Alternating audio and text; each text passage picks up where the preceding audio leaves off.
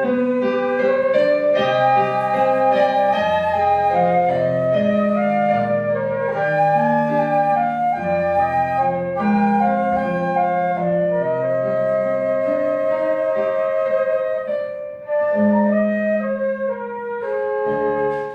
the maid grew sad by her native streams, and she never smiled except in dreams. She slipped out past the ditch and into the Drumbo woods.